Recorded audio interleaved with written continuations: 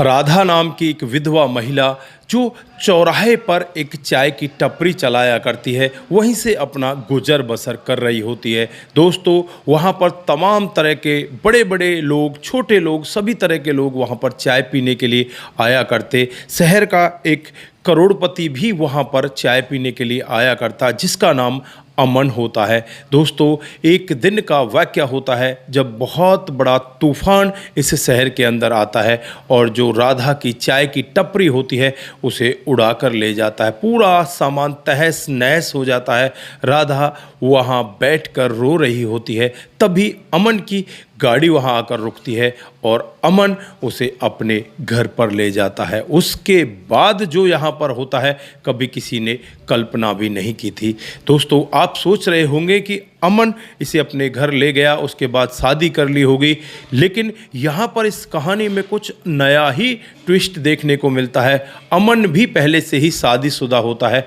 उसकी तलाकशुदा पत्नी अमन के जीवन में वो सब बीज बो देती है, अमन को करोड़पति से रोड़पति बना देती है। उसके बाद जीवन के संघर्ष की कहानी शुरू होती है और फिर जो होता है वो एक चमत्कार से कम नहीं होता। आइए जानते हैं पूरा मामला क्या था। नमस्कार, जय हिंद। आप देख रहे हैं APH न्यूज़ राहुल रावत के साथ। दोस्तों, आज की जो हकीकत की घटना आप लोगों को बताने जा रहा हूँ, ये मुंबई शहर के एक ऐसे एरिया की कहानी है जहां पर ज़्यादातर करोड़पति लोग होते हैं, लेकिन उसी कोने के बीचों बीच एक चाय की टपरी होती है जो टीन वगैरह से बनी होती है। वहाँ पर उस चाय की टपरी को चलाने वाली एक महिला जिसका नाम राधा होता है। दोस्तों, अगर राधा के जीवन के बारे में बातचीत करें तो 2.5 साल पहले उसकी शादी होती है। शादी जिस लड़के से होती है उसका नाम राजू होता है। राजू के साथ वो बड़ी खुश होती है, लेकिन अचानक ही उसके जीवन में ऐसा पहाड़ टूटता है, बस वो रोड पर आ जाती है। दोस्तों, होता कुछ ऐसा है, जो इसका पति है अचानक ही बिजली के करंट लगने से इस जहां को छोड़कर चला जाता है और इस महिला के ऊपर आरोप लगा दिए जाते हैं कि तूने अपने पति को इस दुनिया से विदा किया है।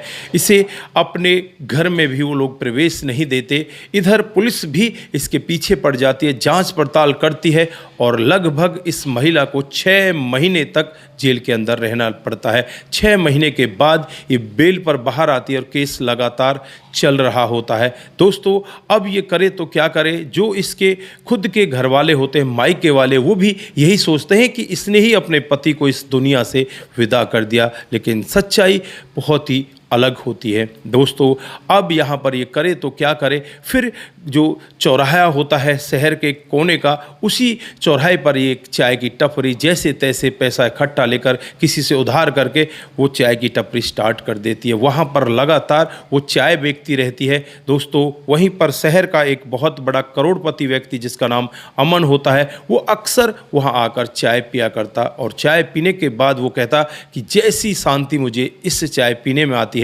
वैसी शांति मुझे कहीं मिलती नहीं। ना तो ऑफिस की चाय में शांति मिलती, ना घर की चाय में शांति मिलती। दोस्तों, अब ये राधा भी इसकी तरफ देखती रहती। धीरे धीरे समय बीतता रहता है और एक दिन का वाक़या होता है जब बहुत बड़ा भूचाल यहाँ पर आता है। भूचाल इतना विकराल रूप लेता है, जो उसके टीन टप्पर होते हैं, जो सामान होता है, सब कुछ उड़ जाता है और अब राधा वहीं पर बैठकर रोने लग जाती है। तभी अमन की गाड़ी वहाँ आती है। अमन राधा को रोते हुए देखकर उससे कहने लगता है कि राधा, तुम मेरे साथ चलो, मेरे घर पर रहना, मैं तुम्हें वहीं पर खाने पीने का, रहने का और तुम्हें कुछ पैसे भी दे दिया करूँगा, मेरे घर का तुम कामकाज करती रहना। दोस्तों, राधा की भी समझ में आ जाता है कि यहाँ बैठकर रोने से फ़ायदा ही क्या है, चलो इनके साथ चलती हूँ। दोस्तों, उसके बाद राधा इन अमन के घर पर पहुंच जाती है और वहां जाकर घर का कामकाज करने लगती है।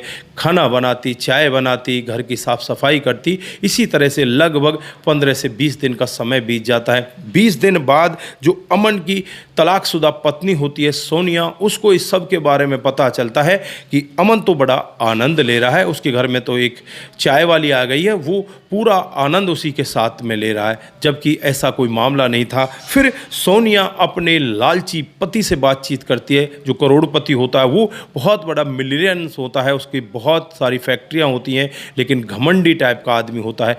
और फिर यहाँ पर अमन को नीचा दिखाने के लिए उसकी फैक्ट्री के शेयरों को बिल्कुल डाउन पे करवा देता है। बहुत सारी उसकी जान पहचान होती है। बिल्कुल थोड़े ही दिनों में अमन को रोड पर ला देता है। जो उसका बंगला होता है सब कुछ बिक जाता है और वो एकदम रोड पर आ जाता है। दोस्तों, अमन टूट सा ही जाता है। फिर राधा उससे कहती है कि इतना जल्दी टूटने की ज़रूरत नहीं है, अभी तो हमें शुरुआत करनी है। आपका जो बिजनेस माइंड है उसे लेकर हमें आगे बढ़ना है, आप निराश मत होइए। दोस्तों, राधा उसे लेकर फिर शहर के एक दूसरे कोने पर जाती है।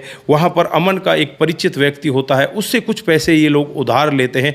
उधार लेने के बाद वहाँ एक चाय की टपरी स्टार्ट कर दी जाती है। कैफ़े के नाम से, वो राधा टी कैफ़े के नाम से एक चाय की टपरी स्टार्ट होती है। वो बहुत ही अच्छे तरीके से उसे स्टार्ट करते हैं, उसमें मेहनत करते हैं। इधर जो अमन है उसका बिजनेस माइंड भी उसी में लगाया जाता है। तो वहाँ पर ऐसे लुभावने जो लोगों को सपने दिखाए जाते हैं, उससे लोग बाग और ज़्यादा चाय पीने के लिए आ जाया करते।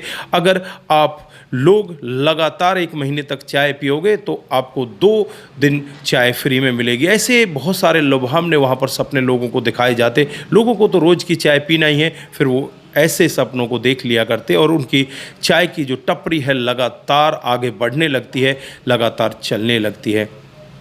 दोस्तों, अब यहाँ से एक से दूसरी से तीसरी शहर के हर कोने पर अब ये राधा टी स्टाइल कैफ़े चलने लगते हैं। लोगों को ये फ्रेंचाइजी देने लगते हैं। धीरे धीरे समय बीतने लगता है। समय लगभग 7 साल का बीत जाता है, लेकिन बीच में जो राधा और अमन है वो एक दूसरे के इतने करीब आ जाते हैं और फिर ये दोनों एक दूसरे के साथ शादी करने का फैसला कर लेते हैं। दोनों मंदिर में जाकर शादी कर लेते हैं और उसके बाद इनका कामकाज बहुत अच्छे से चलने लगता है। 7 सालों में ना जाने इनके पास कितना पैसा हो जाता है। बहुत बड़ी इनकी एक हेड ऑफिस होती है। उस हेड ऑफिस में राधा भी बैठा करती और अमन भी बैठा करता। दोस्तों, इधर जो इसकी तलाकशुदा पत्नी होती है सोनिया, उसका बिजनेस लालच के वशीभूत होकर डूब जाता है। वो भी बिल्कुल रोड पर आ जाती है और अब सोनिया को नौकरी की तलाश होती है। कोई बताता है कि इस तरह से राधा टी जो कैफ़े है उसकी हेड ऑफिस में नौकरी है, बहुत अच्छी नौकरी है,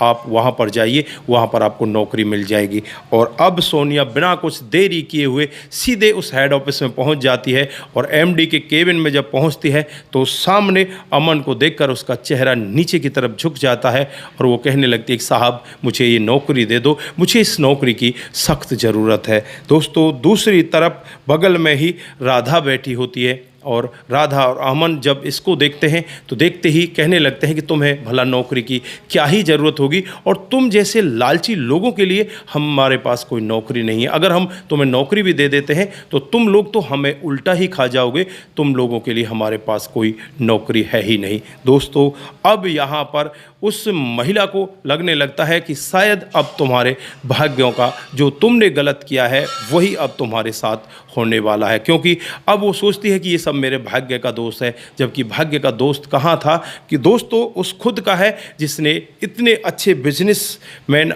अमन को रोड पर ला दिया था और आज वो खुद रोड पर आ जाती है। तो दोस्तों, यहाँ पर ये बात स्पष्ट दिखाई देती है, जैसी करनी वैसी भरनी।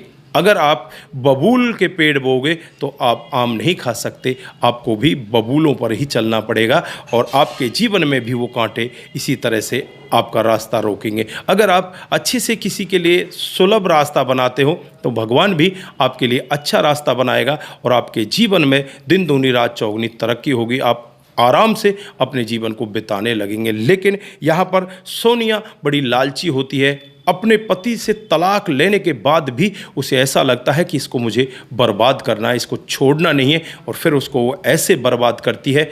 बस अब यहाँ पर वो बिल्कुल रोड पर आ जाता है। लेकिन भगवान की करनी और यहाँ पर इन लोगों की मेहनत की वजह से वो लोग दोबारा से उठ खड़े होते हैं और आज उनका जो साम्राज्य मानो या उनकी जो कंपनी मानो या उनकी जो चाय टी स्टाइल मानो, वो सबसे ऊपर जा रही है। देश में नंबर 1 चाय की जो टी स्टाइल है वो सबसे ऊपर वहाँ पर पहुँच चुकी है। तो दोस्तों, आप लोग यहाँ पर क्या कहना चाहते हैं? आप लोगों की जो भी राय है एक बार कमेंट बॉक्स में ज़रूर दीजिएगा। आज के लिए बस इतना ही, फिर मिलते हैं किसी नए मोड के साथ। तब तक के लिए आप अपना ख्याल रखें, परिवार का ख्याल रखें, सतर्क रहें, सावधान रहें, रिश्तों की अहमियत को ज़रूर समझें।